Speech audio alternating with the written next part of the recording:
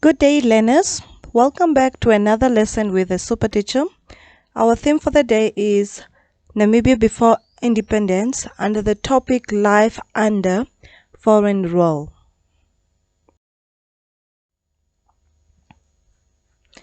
Alright, our learning of objectives for the day.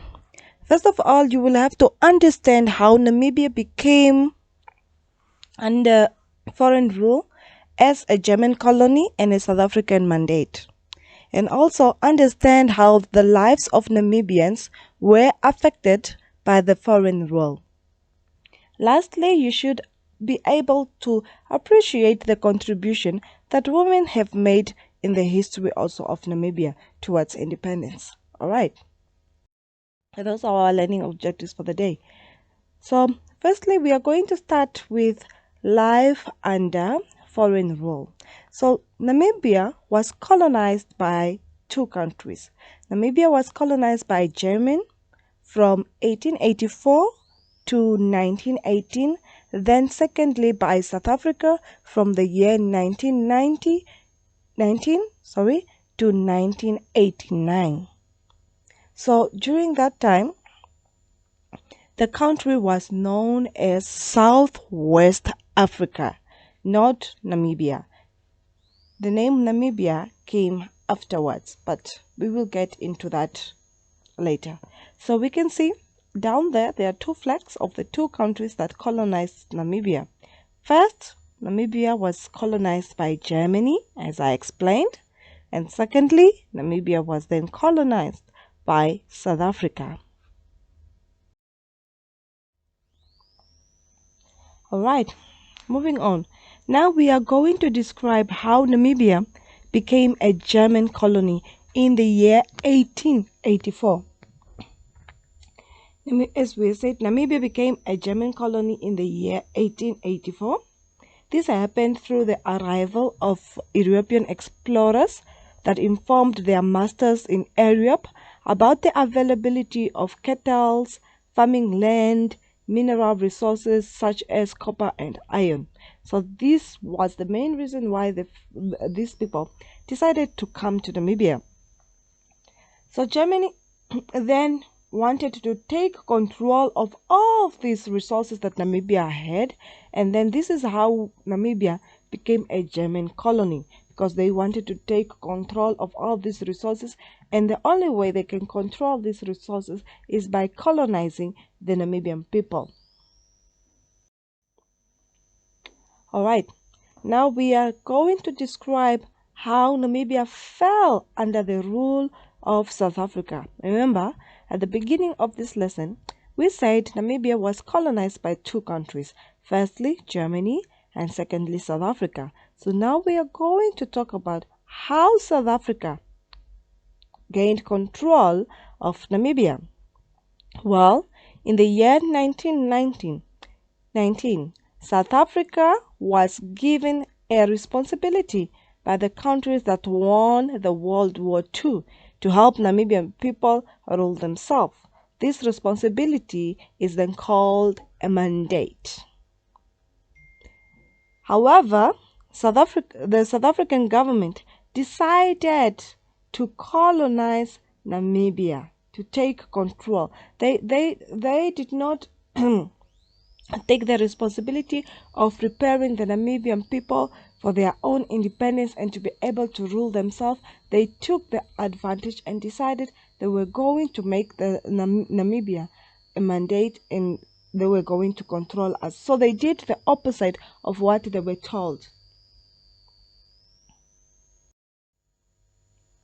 All right.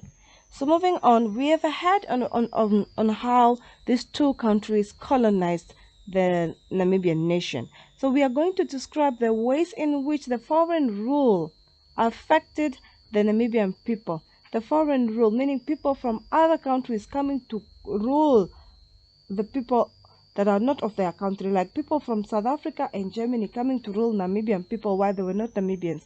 So that rule that we are explaining now as the foreign rule, how did it affect the Namibian people? So firstly, many people were killed. especially those that did not listen to the rules that were being set up by these foreign rulers. They were being killed. The land of the people was being taken away. Either they liked it or not, there was nothing they could do about it. All right. The animals were being confiscated, taken away from them. Their cattle, their goats, they were being taken away from them. Another thing that happened is that people were separated from their families. People would be taken from their families to go and work for the white people, and this was also not a good thing for them because everyone liked living and staying with their families. Young men would be taken away, and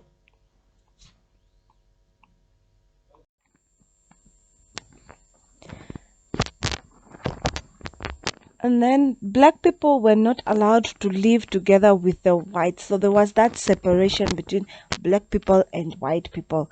The white people took good land for themselves and left the black people with nothing. And then to make matters worse is that they were not allowed to live together. This is what we also call apartheid, the separation of people. And then people were separated according to their skin color, their languages, and the culture. So this notion that we are seeing of one Namibia, one nation, people united under one flag, it was not like that in the past. In the past, Herero people alone, Damara people alone, the Kavango people alone, and this really affected our Namibian people. So still, just on the topic of us describing the way in which the foreign rule affected the Namibian people, there is some pictures to show you how harshly the foreign rule affected the Namibian people. People were being chained like animals, beaten up, being killed, and you can see in the second picture how starved these people were. The people suffered during this time of foreign rule, colonialization.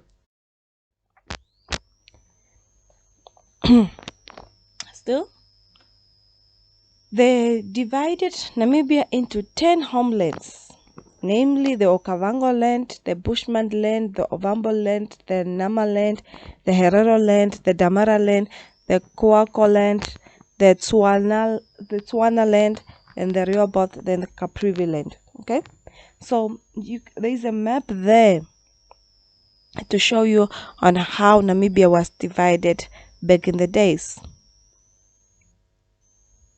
They were not divided according to regions, but this is how the Namibian map looked. So this was to tell you that the people were separated from one another. They were not allowed to even go to the other homeland. Everyone stayed in their homeland according to their tribes, and this was totally wrong. If a Vambu decides to go to the Herero land, it causes trouble. And the Herero people, they were also not allowed to move around freely to other homelands, and this was in their own country. And this is how the foreign rule affected the Namibian people. All right, we have heard of how the foreign rule affected the Namibian people. Now we are going to explain how the Namibian people resisted the foreign rule. To resist means to refuse, to fight back. How did the Namibian people fight back or refuse the foreign rule that today we are now independent and we enjoy this independence? So firstly, many people protested against the South African rule. They were singing and demonstrating that they no longer want to be governed or ruled by people that are not of their own and people that are ruling them in a way that did not benefit them at all. So many Namibian people started fighting back against the South Africans.